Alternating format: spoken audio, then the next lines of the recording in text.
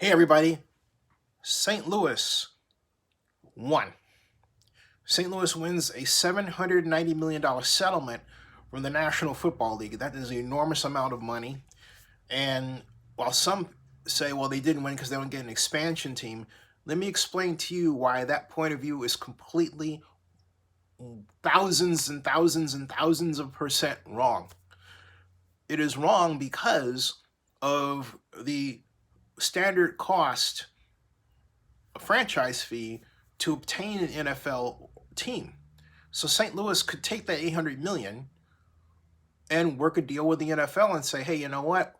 We'd like to have the NFL back in. Take your 800 million back. Or they could simply choose to pocket the 800 million and use it for some other purpose. And what a purpose that is best known to the city and county of St. Louis, right? But there is that option.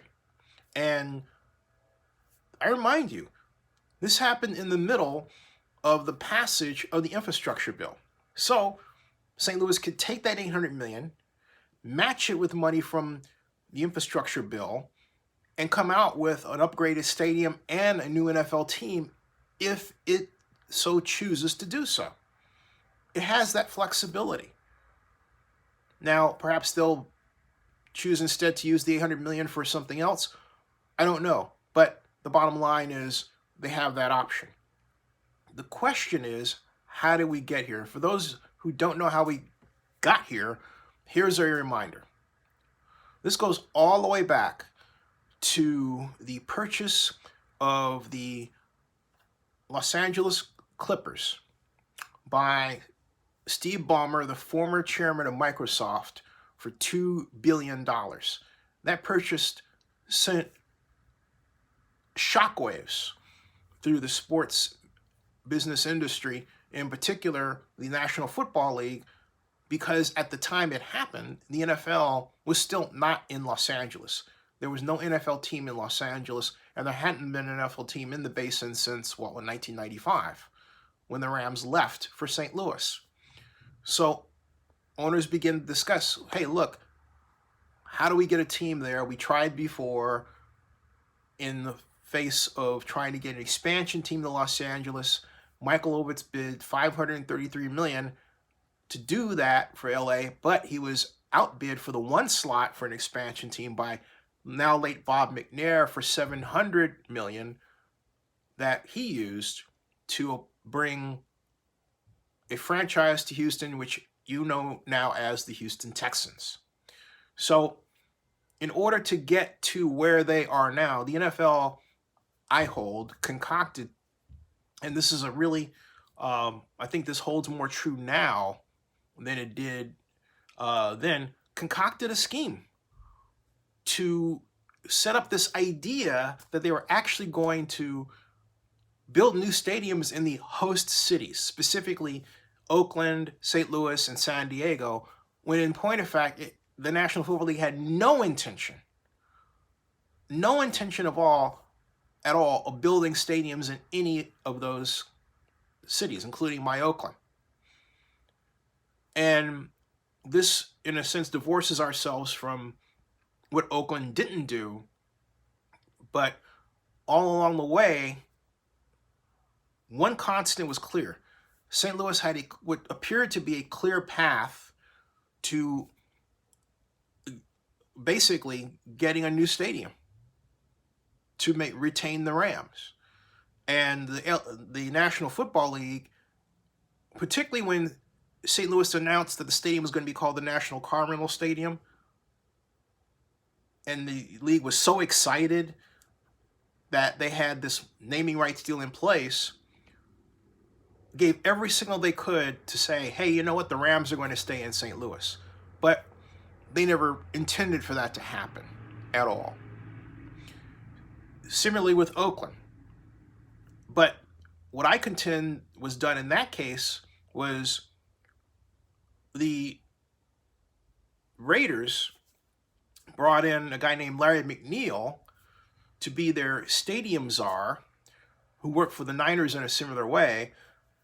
And Larry worked on the project, according to the emails that I have, for a grand total of maybe, 6 months. 7 months, and then on the 16th of September of 2016, gone. No trace of him. What happened to Larry? Nobody knows. It's like he went to the witness protection program or something. And Ronnie Lott formed a group, the Lott Group, but Ronnie Lott was also a Raider.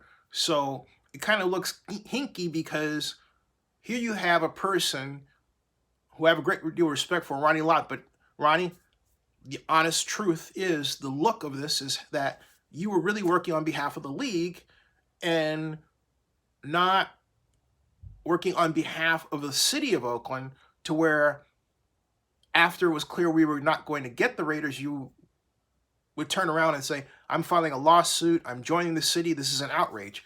Instead, what Ronnie did was express support for the Raiders in Las Vegas, Ronnie made his face known.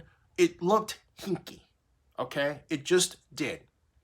So on top of all that, we went through the same song and dance that St. Louis did.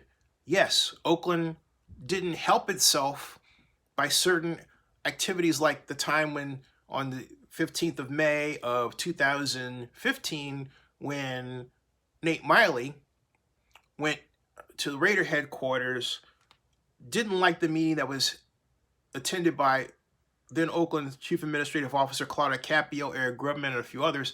And then after the meeting was over, he comes out, puts out a press release, and essentially says, we're done with this. Hey, unity, right? Okay? But the simple fact of the matter is, actions like that do not release the NFL from its responsibility to its host city and what's written in the relocation agreement. And we see that now with what happened to St. Louis. St. Louis sets up a blueprint for what could happen, and I believe should happen, to Oakland. Am I saying that Oakland should expect an $800 million settlement? Yeah, I am saying that. The question is whether or not Oakland will work to get it is another story. I put out a text to the mayor, Oakland Mayor Libby Schaaf, asking her that question. She and her press representative, Justin, have not responded yet. But this is a place where the mayor, once again, needs to make her voice known regarding Oakland's position and her view on this outcome. I'm coming back with more on this. Subscribe to Zenny62 and bookmark oaklandnewsnow.com.